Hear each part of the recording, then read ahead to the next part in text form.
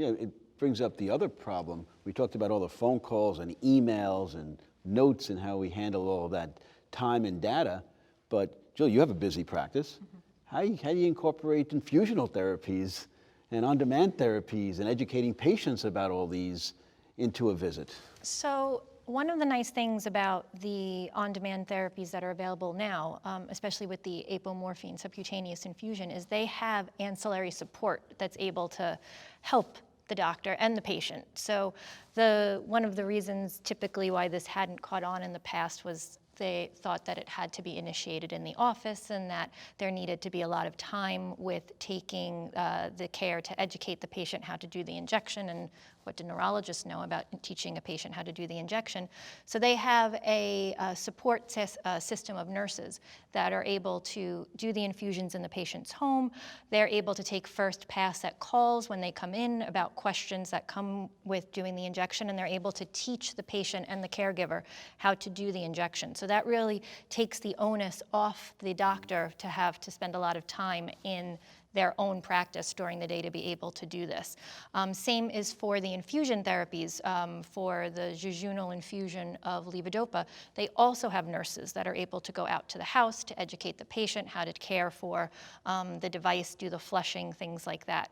So while you will still get questions and questions will come through, you are not the first pass for those types of therapies, which makes it much more user-friendly. And online, there's also videos that can help patients learn how to use these injections and use the inhaled levodopa, and it's been helpful to have some of these resources. It's also worth pointing out that if one doesn't want to have a proxy of someone to do it and wants to keep it within the office practice, these are compensated activities. They're not charitable endeavors. Patients coming to your office and getting titrated to effect is something that is part of good medical practice and is paid for by Medicare and other sources of income.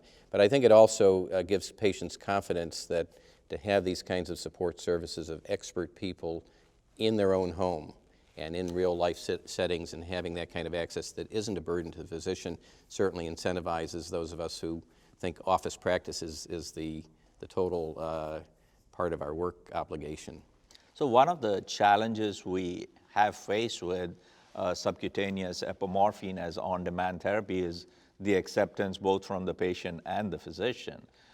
When we have the subcutaneous apomorphine infusion available, are we going to have the same concerns with the patient being, oh, it's a pump, I have to carry it around, can I go swimming, can I take a shower with it? I mean, are these concerns which we can address with them? Are these concerns that some patients are going to go away from?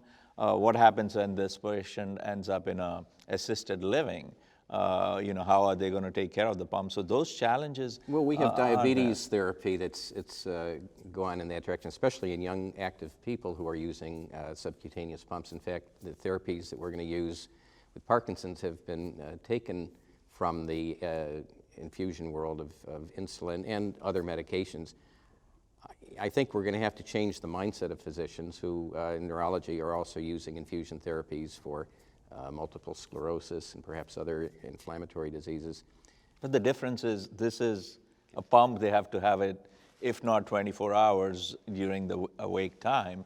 And the infusion therapies with, for example, MS and now migraine, it's like a one-time deal for an hour. But the idea is the prescription pad is not just for pills anymore, and physicians have to be open to delivery systems, including training patients properly how to use inhaled levodopa powder, which is somewhat of an art, having been involved in the clinical trials.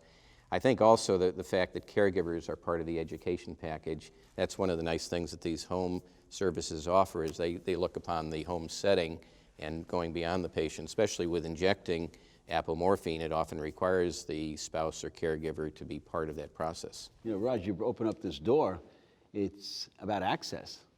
Patients have to have access to new therapies so that they can decide whether they want to try them and to benefit from them. So it requires awareness and education of prescribers and patients and their families to understand and destigmatize these therapies.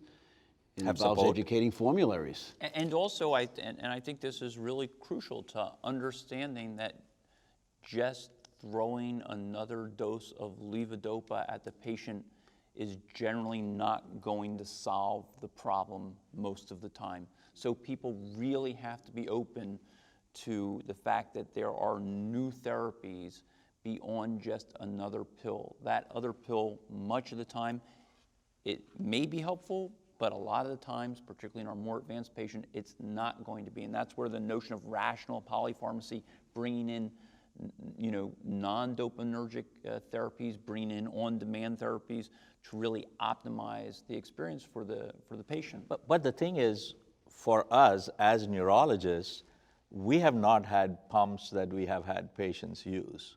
So I think we have to make sure we spend enough time teaching the patient, the physicians on the advantages of this therapy and how to use it correctly, because it's our first subcutaneous therapy on a continuous infusion that's going to be available.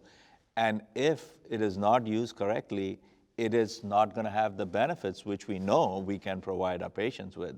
And whether that is from patient selection or how the therapy is given or what doses are given. Now remember, in general, neurologists often underdose their patient. And again, if you use an infusion therapy and if you underdose it and it doesn't work, well, it's not the therapy is not working, the patient is not getting adequate amount of that medication. Sure, but again, this is a therapy that has been used in Europe for many years. It's a therapy that I think once people are exposed to it will realize that this is not difficult to use.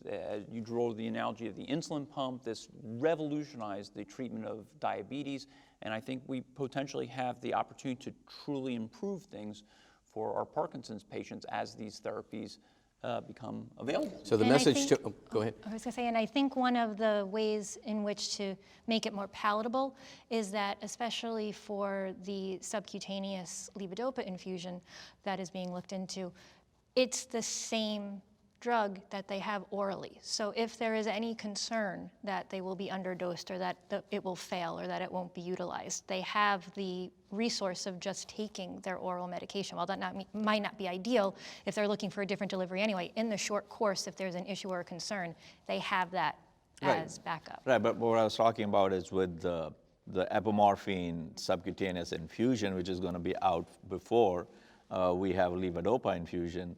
The thing is to get the adequate benefit from the apomorphine infusion part.